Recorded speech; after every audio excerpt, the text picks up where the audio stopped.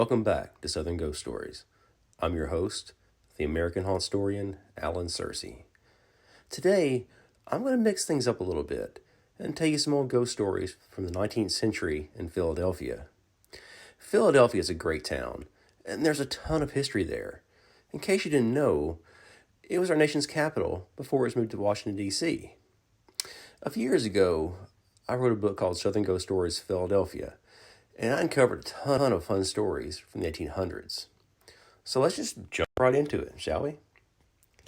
In the late 19th century, tenants that lived in the three-story row house at 1302 Wood Street in Callow Hill began reporting strange things to their superintendent, Joseph Reed. According to the residents, a mysterious lady in a long white gown was spotted in various parts of the building from time to time. Joseph didn't believe in ghosts, so he just took the claims in stride. However, one evening in November 1899, Joseph was talking to a tenant in the first floor dining room when the doorbell started to ring. Naturally, Joseph walked over to the door, but when he opened it, he didn't see anybody. Thinking it was a neighborhood kid just having some fun, Joseph walked back to the dining room when he heard a loud bang, and a sad voice cried out, "William, I am thy sister." It was followed by the sounds of a doorbell again. Joseph walked back over to the door, and he opened it. And just like before, nobody was there. So Joseph closed the door, and as he did, he heard a large thud from the second floor, as if a large person had toppled over and fallen out of bed. So the perplexed superintendent ran up the stairs as fast as he could, only to find no one or anything had been disturbed. Abruptly, Joseph heard someone knocking loudly on the door. So he walked back down the stairs to open it, but before he did, he noticed something quite peculiar. The light in the dining room had been turned off. Once again, he walked to the door and found nobody there. So the following night, Elizabeth Reed, Joseph's wife, she stopped by the building to help her husband straighten up some things. When she first arrived, Elizabeth wound a clock in the front room and then started to clean up around the building. Strangely, a short time later, she noticed the clock had stopped. She continued to work for a while until she began to hear a horrible wailing sound coming from the cellar. That was enough for Elizabeth. She hastily wrapped things up and got out of the building as fast as she could. Well, since she didn't get all the cleaning done, Elizabeth decided to come back over the next day to finish where she left off. While working in the front room where the clock had stopped, Elizabeth noticed that chairs and other pieces of furniture were moving on their own. As if that wasn't enough, as soon as the tablecloth threw itself off the table, she heard 3 loud knocks that echoed throughout the building. Once again, this was too much for the poor superintendent's wife. She gathered her things and left before completing all her tasks. Later that week, Ida Terry, a lady who rented a room in the building, she heard a loud noise coming from the cellar. Against her better judgment, the tenant walked down to the cellar and opened the door. She didn't see anything out of the ordinary, so she began to descend the stairs. As soon as Ida's foot touched the bottom step, a shadowy white figure aggressively knocked the lamp out of her hand and grabbed her by the wrist. Ida flew up the stairs, ran right to her room, where she stayed for several days.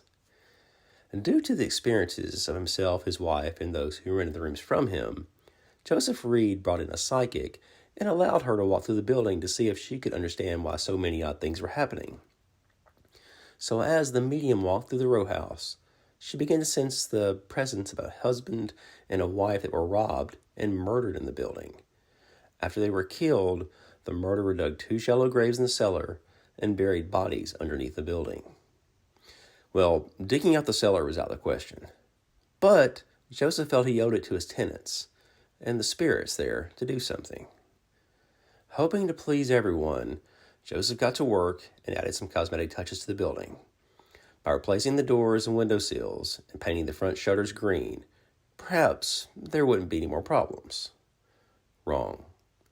Still, tenants reported strange things happening in their room. Joseph wasn't a superstitious man, but he was open to trying anything to calm the ghost down and keep his tenants happy. Several years earlier, he had a friend that killed a rabbit and kept his foot for good luck. Hoping that a lucky rabbit's foot might help him, Joseph went to see his old friend and he bought it from him. He took the rabbit's foot back to the building and placed it in his office. No luck. The frisky phantoms were more active than ever. At this point, Joseph Reed had no other options than to dig out the cellar and find the remains of the couple that the psychic told him was buried there. Well, he dug for 5 hours, and eventually he found something. He found some bones. However, the bones, they appeared to be quite small. Not knowing exactly what he had found, Joseph took the bones to a pharmacist nearby. Well, according to the medical professional, the bones likely came from an animal and not a human. Having painted the shutters green, replaced the doors and window sills, in addition to digging out the animal bones from the cellar, Joseph didn't know what else to do. Grasping at straws, the weary superintendent took his friend's rabbit foot and buried it in the large hole he created in the cellar.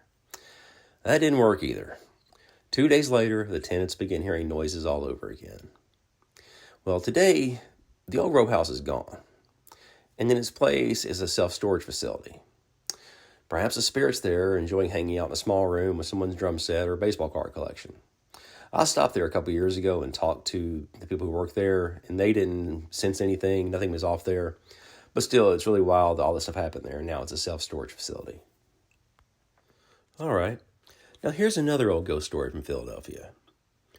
Shortly after buying a saloon on South 8th Street in the summer of 1884, strange things began to happen to William Conway and his associates.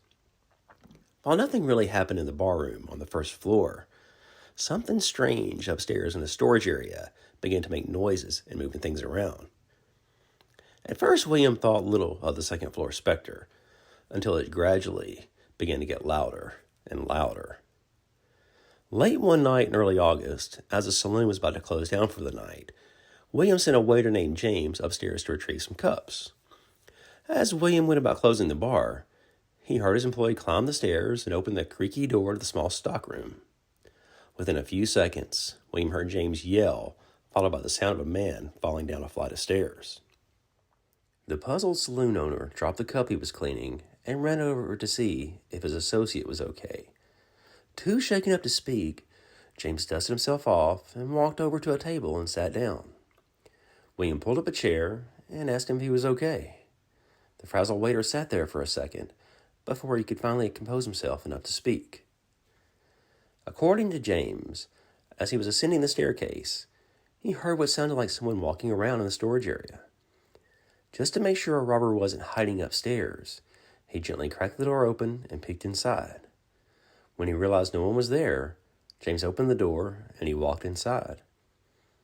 As soon as he entered the storage area, he was greeted by a translucent man with a long beard, wearing a white, flowing wedding dress. Taken aback by the strange spectacle, James stood there for a second, trying to process what he was seeing. Within seconds, another worldly being slowly glided over and stood directly in front of him. Too scared to move, James watched in disbelief as the figure in the dress reached up and touched him on both cheeks with his ice-cold hands. At that point, James began to backpedal, and he lost his balance on the stairs. As you would expect, that was James last night working in William Conway's saloon. After James quit, William hired another waiter. Yet, after a week or so, he also quit after seeing the old man in the dress upstairs. In fact, within 1 month, William hired 4 new waiters. Only one of them, a brave young man named Walter Scott, decided to stick around. Well, William was smart, and he's a very astute businessman. He saw an opportunity to cash in on the bride in the Beard ghost story. He began charging 5 cents to enter the bar just to hear the ghost stories. Well, that equates to almost $3 in 2024. For the small fee, William and Walter told curiosity seekers about the eerie entity on the second floor. By all accounts, William made a small fortune. When the local paper, The Times, ran a story about what was happening on the second floor, people lined up down Walnut Street just to get in. So, since we're on Philadelphia today, I'll answer a question I got about Philadelphia recently. I was at a festival 2 weeks ago, and someone saw the Philadelphia book and asked me, what's the most haunted place in Philadelphia? And it's all really subjective, right? But my favorite story is probably Independence Hall, where the Declaration of Independence was signed. In 1793, yellow fever killed thousands of people in Philadelphia, one of which was Joseph Fry, the doorkeeper of the Pennsylvania State House. His body was found in his quarters in the building. Even though the park rangers now who oversee Independence Hall don't talk about the ghost, there are lots of stories about people hearing footsteps and experiencing strange things at night in the old building. I captured an eerie entity of a man in a window there at Independence Hall back in 2022 when I was in Philadelphia researching it for the book. I'll post it on Twitter if you want to see it. I'm at ATO Allen, ALLEN. Well, anyway, if you want to learn more about Philadelphia, check out Southern Ghost Stories Philadelphia. It's a really fun book, lots and lots of history.